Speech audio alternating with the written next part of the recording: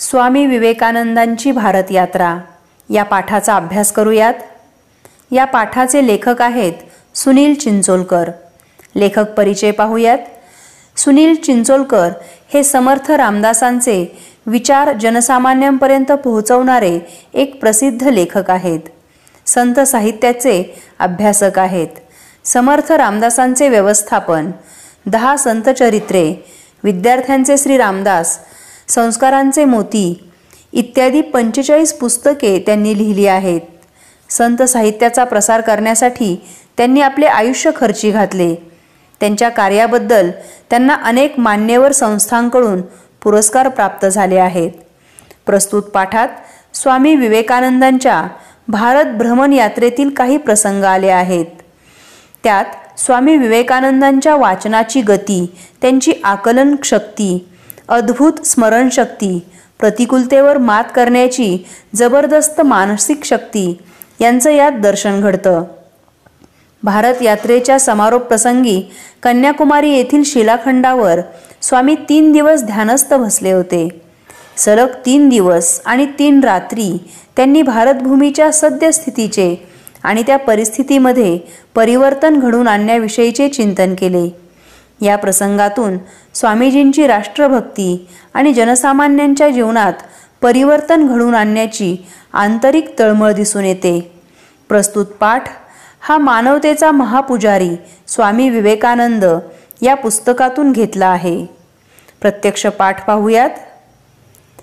ज्या देशाची आपल्याला सेवा करायची आहे, ज्या समाजाची आपल्याला सेवा करायची आहे, तो देश, तो समाज एकदा डोळ्याखालून घालावा म्हणून स्वामी विवेकानंदांनी हिमालयापासून कन्याकुमारीपर्यंत भ्रमण केले। डोळ्याखालून घालणे म्हणजे स्वतः तपासून पाहणे, भ्रमण करणे म्हणजे फिरणे, सर्वत्र फिरणे। भारताची जर सेवा करायची असेल तर प्रथम भारत देश पूर्णपणे पाहून घेतला पाहिजे। याकरिता स्वामी विवेकानंद भारत यात्रेला निघाले। पोरबंदरच्या वास्तव्यामध्ये स्वामी विवेकानंद काही इंग्रजी ग्रंथांचे खंडच्या खंड वाचत असत। पोरबंदर हे गुजरातमध्ये असलेले ठिकाण आहे। ते रोज एक खंड वाचायचे आणि तो ग्रंथपालाला परत करायचे। त्यांनी 3 खंड एकेका दिवसात वाचून परत केले। ग्रंथपालाने स्वामीजींच्या शिष्याला विचारले, स्वामीजी न वाचता पुस्तकं परत करतात वाटतं, कारण एका दिवसामध्ये एवढा मोठा खंड वाचून होणं हे शक्यतेच्या बाहेर आहे, असे घडूच शकत नाही। असं स्वामीजींच्या शिष्याशी बोलणं झालं ग्रंथपालाचं, आणि स्वामीजींच्या वाचनाबद्दल या ग्रंथपालाला शंका आली। याचं कारण एका दिवसात एक खंड वाचून होणं शक्यच नसतं। वाचनाचा इतका प्रचंड वेग असलेला माणूस ग्रंथपालाने पूर्वी पाहिलाच नव्हता। एखादे पुस्तक वरवर चाळून ते आपल्या उपयोगाचे नाही हे लक्षात आल्यावर काही वाचक ते पुस्तक परत करतात, पण स्वामींनी मात्र दिवसाला 1 खंड याप्रमाणे 3 दिवसात 3 खंड वाचून परत केले। हे 3 खंड स्वामींनी वाचले असतील यावर ग्रंथपालाचा विश्वासच बसला नाही। काही वाचक आपले वाचनवेड आहे असा आभास निर्माण करतात आणि छाप पाडायचा प्रयत्न करतात। बरेचसे साधू लोकांच्या धार्मिक भावनांचा दुरुपयोग करतात, या मार्गाने पैसे कमावण्याचा प्रयत्नही करतात। ग्रंथपालाला कदाचित अशी शंका आली सुद्धा असेल। स्वामींसारख्या महान व्यक्तीचा परिचय त्याला झालेला नव्हता। मुख्य म्हणजे स्वामींचा अपमान करण्याची त्याची मुळीच इच्छा नव्हती, हेही आपल्याला इथे दिसते। काही लोकांना ग्रंथालयातून जाडीजुडी पुस्तकं न्यायची आणि न वाचता ती परत करायची अशी सवय असते। थोडं चाळायचं आणि वाचल्यासारखं दाखवायचं, तसंच बहुतेक हा साधू करत असेल। शिष्यांनी हे सगळे स्वामीजींना सांगितले। 4थ्या दिवशी 4था खंड घेण्यासाठी स्वामीजी स्वतः गेले। त्यांनी तो ग्रंथपालाकडे मागितला आणि त्याला सांगितले, पहिले 3 खंड माझे वाचून पूर्ण झालेले आहेत। तुम्हाला शंका असेल तर त्यातले तुम्ही काही पण विचारू शकता। आता स्वामीजींनीच आव्हान दिल्यामुळे ग्रंथपालाने विचार केला की हे जाणून घेऊया की ते किती प्रामाणिक आहेत। ग्रंथपालाने स्वामीजींना त्या 3 खंडातले उभे आडवे प्रश्न विचारले। तो जे प्रश्न विचारायचा त्याचे उत्तर ज्या पानावर असायचे ते अर्धे पाऊण पान स्वामीजी कंठस्थ सांगायचे. कंठस्थ म्हणजे तोंडपाठ. हे पाहून त्या ग्रंथपालाने सांगितले, हे मानवी कक्षेच्या बाहेरचे काम आहे. मानवी कक्षेच्या बाहेरचे म्हणजे माणसाला न झेपणारे. पोरबंदरच्या वास्तव्यात स्वामींच्या वाचनाचा अफाट वेग आपल्याला प्रत्ययाला येतो. ते पुस्तकाचा एक खंड एका दिवसात वाचून संपवत असत. पुस्तकातील तपशील, मुद्दे, विचार इत्यादी स्वामींच्या वाचनातून सुटत नसत. ग्रंथपालाचा त्यांच्या या अफाट वेगावर विश्वास बसला नाही. त्याने स्वामींची परीक्षा घेतली. स्वामींचा वाचनाचा वेग बघून ग्रंथपाल थक्क झाला. खेत्रीच्या महाराजांनी एकदा स्वामीजींना विचारले, स्वामीजी, एवढे लक्षात ठेवणे तुम्हाला कसे शक्य होते? स्वामीजींनी खेत्रीच्या महाराजांना दिलेले उत्तर फार तर्कशुद्ध आहे, तर्कसंगत आहे, म्हणजे तर्काला धरून आहे. स्वामीजींनी सांगितले, मी माझं मन कुठेही एकाग्र करू शकतो. तसेच माझा तासनतास ध्यानाचा अभ्यास असल्यामुळे मी जे वाचतो त्यावर मन केंद्रित झाल्यामुळे माझ्या ते लक्षात राहते, पाठ होऊन जाते. पुढे स्वामीजी म्हणाले, असं बघा राजेसाहेब, आपण मुलांना अक्षरे शिकवतो, शब्द शिकवतो आणि त्यानंतर वाक्य शिकवतो. आपण वाक्यापाशी थांबतो. वाक्य बोलता येणे, वाक्य वाचता येणे, वाक्य लिहिता येणे आपल्या शिक्षणाची शेवटची पायरी आहे. त्या पुढे जाऊन जर प्रयत्न केला, आपल्या मनाची, बुद्धीची आणि नेत्रेंद्रियांची शक्ती आणखी विकसित करू शकलो तर आपल्याला एकदम परिच्छेद वाचता येईल. नेत्रेंद्रिय म्हणजे डोळे. मी ग्रंथाचे परिच्छेदच्या परिच्छेद एका दृष्टिक्षेपात वाचतो. दृष्टिक्षेप म्हणजे एक नजर. काही ग्रंथांची पानेच्या पाने मी वाचू शकतो. खेत्रीच्या महाराजांकडे स्वामींनी आपल्या अद्भुत स्मरणशक्तीचे स्पष्टीकरण दिले. स्वामींना तासनतास ध्यानधारणा करता येत होती. ध्यानधारणेमुळे एकाग्रता साधता येते. एकाग्रतेमुळे समोरील मजकुराचे सहज आणि अत्यंत वेगाने आकलन होते. ते स्मरणात कायम टिकून राहते. स्वामींना एका दृष्टिक्षेपात एक अखंड परिच्छेद वाचता येत असे. काही वेळा ते एका दृष्टिक्षेपात पुस्तकाचे संपूर्ण पान वाचू शकत असत. जेव्हा स्वामी विवेकानंद कन्याकुमारीला आले तेव्हा त्यांनी कन्याकुमारीचे दर्शन घेतले. मनाला अतिशय आनंद झाला आणि दर्शन घेऊन ते बाहेर आले. समुद्राच्या काठी उभे राहिले. सगळीकडे अनंत अनंत असा 3 दिशेला सागर पसरलेला. अनंत म्हणजे ज्याला अंत नाही असा. एकदम स्वामीजींचे लक्ष गेले की मध्यभागी 1-1.5 फरलांग अंतरावर 2 शिलाखंड आहेत. फरलांग म्हणजे अंतर मोजण्याचं एक माप. 1 फरलांग म्हणजे 201 मीटर. मध्यभागी 1-1.5 फरलांग अंतरावर 2 शिलाखंड आहेत आणि ते पाण्याच्या भरपूर वर आहेत. तिथे आपण गेलो तर, असा एक त्यांना प्रश्न पडला. शिलाखंड म्हणजे कातळ खडक. कन्याकुमारीला समुद्राच्या आत 1-1.5 फरलांग अंतरावर 2 मोठी कातळे होती, म्हणजे मोठे खडक होते. त्यांना त्या कातळावर बसून ध्यानधारणा करायची इच्छा झाली. त्यांनी तिथे असणाऱ्या त्या नावाड्यांना विचारले, ते काय आहे? नावाडी म्हणाले, त्याला श्रीपाद शिला म्हणतात. स्वामी विवेकानंदांच्या मनात आले की आपली भारत यात्रा आता संपत आहे. आपण देशाच्या टोकापर्यंत आलेलो आहोत. पण जिथे आपण उभे आहोत ते देशाचे टोक नाही, तो शिलाखंड हे देशाचे टोक आहे. त्या शिलाखंडावर आपण जावे. कन्याकुमारीच्या चरणी भारत यात्रा समर्पित करावी. समर्पित करणे म्हणजे अर्पण करणे. या भावनेने स्वामी विवेकानंदांनी एका नावाड्याला सांगितले, बाबा रे, मला तू त्या शिलाखंडावर सोड. नावाड्याने सांगितले, तुम्हाला 5 पैसे द्यावे लागतील. स्वामीजी म्हणाले, माझ्याकडे पैसे काहीच नाहीत.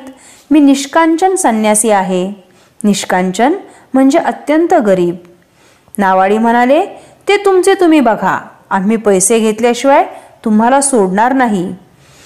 मुलांनो, इथे नावाड्याने विवेकानंदांना पैसे घेतल्याशिवाय न सोडण्याबद्दल सांगितलं आहे. खरं तर आपल्याला इथे नावाड्याचं म्हणणं खूप चुकीचं वाटतं, मात्र नावाड्याला विवेकानंदांचा मोठेपणा माहीत नव्हता.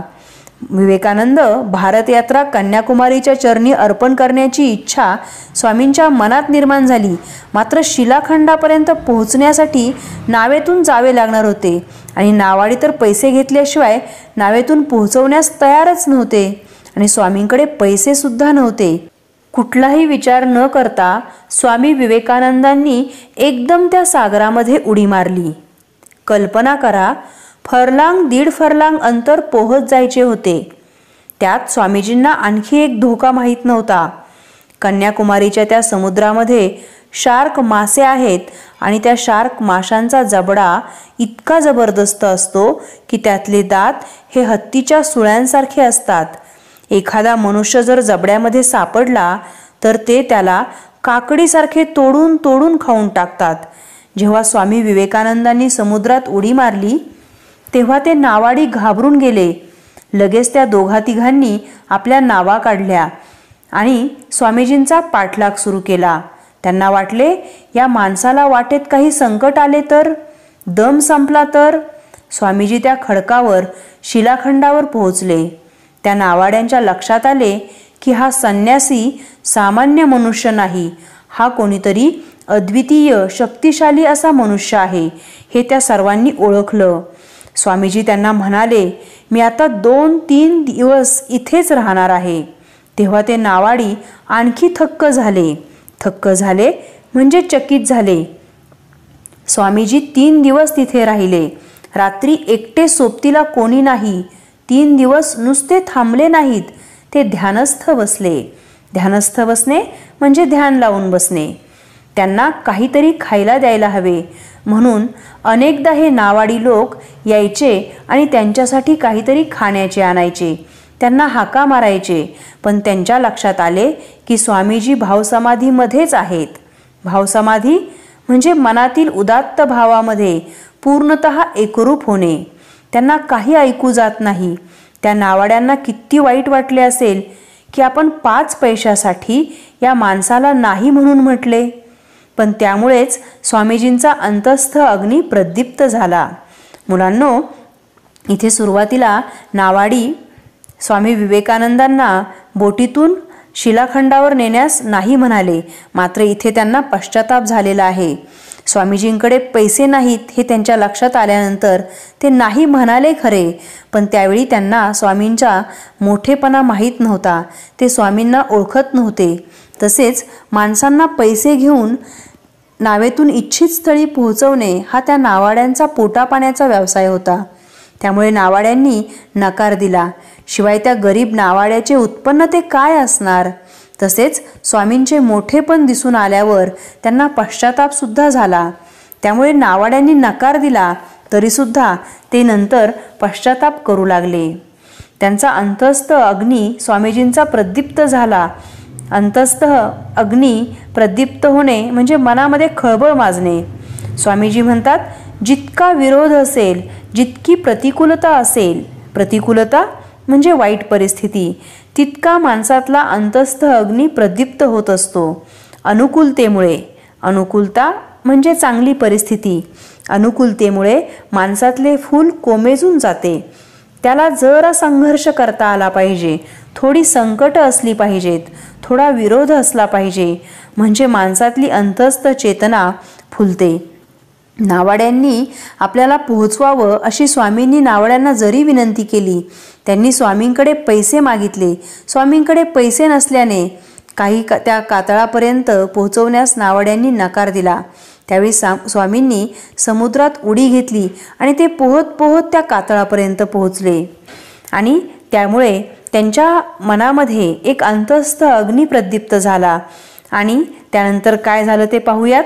स्वामीजी 3 दिवस आणि 3 रात्री तिथेच राहिले. 3 दिवस 3 रात्र ते फक्त भारत मातेचे चिंतन करत होते. डोळ्यासमोर त्यांना सतत दिसत होता तो आपला भारत, आपल्या भारतातील गोरगरीब जनता.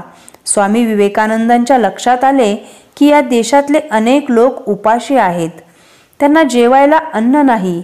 त्यांना आपण वेदांताचा काय उपदेश करत असतो.